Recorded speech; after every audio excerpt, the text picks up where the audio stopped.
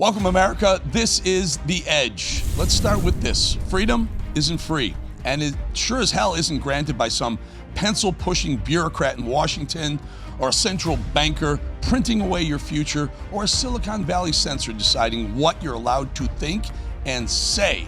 Freedom is earned every damn day by men and women who refuse to kneel to the collective, who step into the arena, take real risk, and demand the reward that comes with ownership and personal responsibility. Tonight, I'm flying solo. No guest, just me, the mic, and some hard-earned truths. Look, I've got 4.4 million followers who tune into this show because they want the unfiltered version, not the corporate-approved bullshit. And tonight, you're getting a full-throttled Libertarian Manifesto straight from my heart and soul, forged in three brutal arenas: the baseball diamond, the Wall Street trading floor, and the highest levels of legacy media at Fox News. In 2.5 weeks, I'm heading to Lansing, Michigan, moderating the full Bitcoin event on May 21st, and then sharing the stage with Richard Brand and Eric Weinstein the next day, May 22nd, for the Rescue the Republic rally. This manifesto right here is exactly what I believe and I live by every single day. And these libertarian principles aren't some academic theory. They're the only real edge we have left in the country, drowning in government overreach. Back to baseball. Let's go back to where it all started for me, the baseball diamond. I was a legitimate pro prospect in college, and I was drafted by the Pittsburgh Pirates. I stepped into the batter's box in the Pirates organization, and I put into play what I've already had learned. Baseball taught me something the rest of society has forgotten. Merit is merciless. The game doesn't care about your feelings, your sob story, your daddy's connections, or what zip code you grew up in. You either hit the damn ball or you don't. 3 strikes, you're out. No participation trophy, no diversity quota moving you up the lineup. No government program redistributing some home runs from the studs to the scrubs.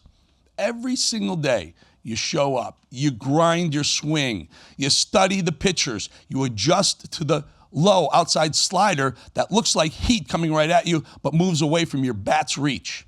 That discipline, owning your at-bats, taking responsibility for your performance is personal responsibility in cleats.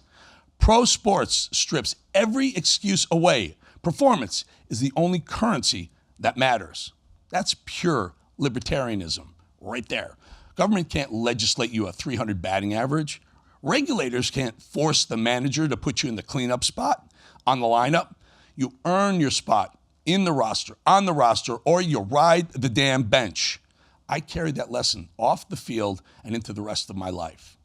When I see Washington trying to engineer equity everywhere in hiring and lending and trying to guarantee outcomes for those who expect a handout versus working hard, I see a league that would rather tear down the scoreboard than admit some players are simply better.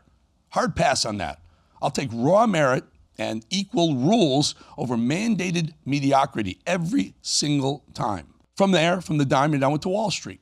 From the diamond, I moved into probably the hottest arena, forged in flames. Top-tier commodities trading at the highest levels. Real money, real risk, real consequences every single second. Each and every day, I held my full net worth in my trading pad. Right there. Any given moment, it could be all gone. Poof, bust.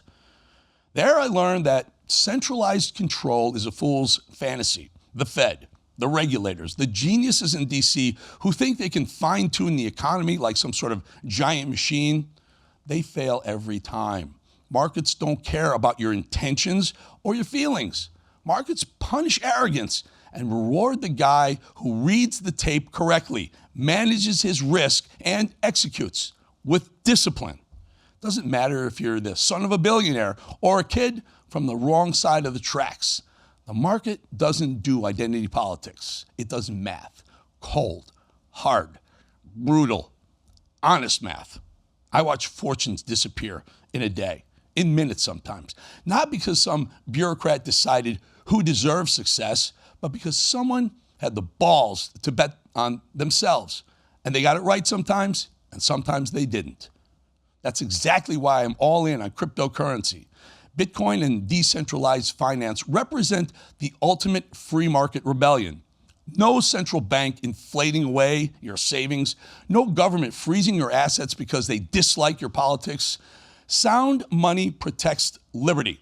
I'll say that again. Sound money protects liberty. Fiat money and taxation are theft by another name. After decades of watching the printing press steal from every single hardworking American, I can tell you without hesitation, the loudest critics of crypto are usually the same people who crave control over your life, your wealth, and your health. Wall Street hammered this into me. Real wealth isn't granted. It's earned through risk and judgment. The second you let government pick winners and losers, you slaughter the golden goose that created the prosperity in the first place. Then came 11 years at the absolute top of Fox News, one of the biggest stages in the world. I saw the narrative gatekeepers operate up close and personal. I watched entire networks covertly colluding with federal agencies to push stories they knew, or maybe should have known, I'll give them the benefit of the doubt, that they knew were false. Russiagate, 2 straight years of wall-to-wall hysteria built on a Clinton-funded dossier that was always a hoax.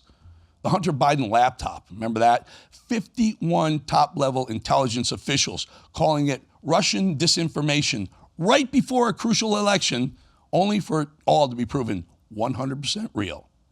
COVID lab leak theory, branded a dangerous conspiracy until it became the most plausible and the most real explanation. Inflation labeled transitory while your grocery bill and gas tank screamed otherwise.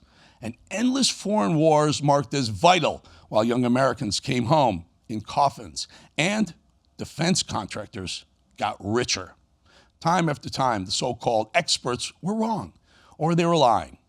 Time after time, the censors shut down the truth tellers who turned out to be right. That's not journalism. That's propaganda with better production values. Free speech isn't a nice slogan on a bumper sticker. Free speech, it's the immune system of a free society. When government or its big tech partners get to label dissent as misinformation, liberty dies in the dark. I walked away from that machine because I refused to be part of the con, and it was a con.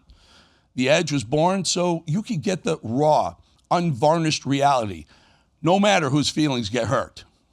So here's the cold, hard truth in 2026 America. We're staring down a national debt that just cracked $39 trillion and is still climbing fast. We're entangled in endless wars that drain our blood and treasure. We're surveilled by our own damn government through agencies that treat every citizen like a suspect. We're regulated to death. We're told what we can drive, what we can say online, what we can put in our own bodies, how we can run our businesses, and how much of our own money we're allowed to keep. The federal government has morphed into the most intrusive force in our personal lives since before the founding fathers put a quill to the Constitution.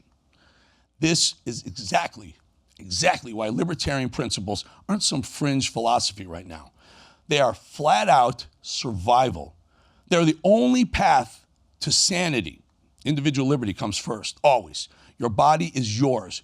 Your choices are yours. Conscience is yours. Government has no business telling a grown adult what substances they can consume, what medical decisions they can make, or what thoughts they're allowed to voice. That's not compassion, that's control. That's what they live for. Live your life, accept the consequences, and keep your damn hands off mine. Minimal government is non-negotiable. It's the only legitimate job, and its only job is to protect our national rights, the liberty and property, not to manufacture new rights that require stealing from your neighbor through higher taxes, not to run your health care, your retirement, your kids' education, or pick winners and losers in the economy. Smaller government means lower taxes. lower regulations, and far fewer bureaucrats deciding how you live your daily life. Sound money. Sound money is the foundation of freedom. The Federal Reserve's endless printing press and the silent tax that destroys savers and the middle class. Got to stop. Your dollar buys less and less every single year. Year in, year out. Decade in, decade out. While Washington spends like there's no tomorrow. That's why I'm all in on Bitcoin and crypto. Decentralized, borderless censorship resists money that returns power to the individual.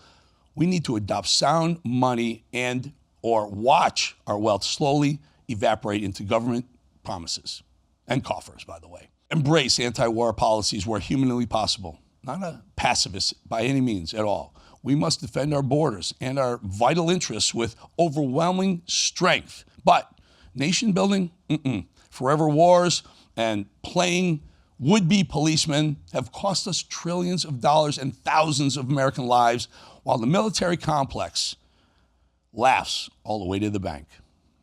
Bring the troops home when the mission is truly over. Peace through strength, not endless entanglements. And running through all of it, the personal responsibility, the thread that runs through all of it, the golden thread of my entire life, the same lesson I learned stepping up to the batter's box and the plate with the bases loaded. No one else is going to hit the ball for you. The same truth I lived on the trading floor, your risks, your rewards, and the same reality I saw in media. When individuals stop owning their outcomes, societies collapse. Victimhood and dependence. Libertarianism depends on you owning your own life, and that ownership is the ultimate freedom. My journey from the batter's box to the trading pits to the anchor desk taught me one unbreakable rule. Centralized power always fails the very people it claims to protect. Only radical individualism, freedom protected by the smallest effective government possible, actually delivers prosperity, dignity, and real opportunity. That is the edge. That's the edge we all need to live by. Whether I'm moderating Bitcoin summits in Michigan in a couple of weeks, standing shoulder to shoulder with Eric Weinstein and Richard Brand at Rescue the Republic, who knows, stepping into even bigger fights down the road in the years to come. I've been given a 10% chance of winning things, and I've beaten those odds. I will never stop fighting for the America that rewards the risk takers, protects the truth tellers, and looks every single citizen in the eye and says, your freedom is yours to earn, yours to defend, yours to keep, and nobody else's to steal. Thanks for riding the edge with me tonight. If you liked it, you got fired up about it, share it far and wide. I'm Eric Bolling. This is The Edge. Stay free.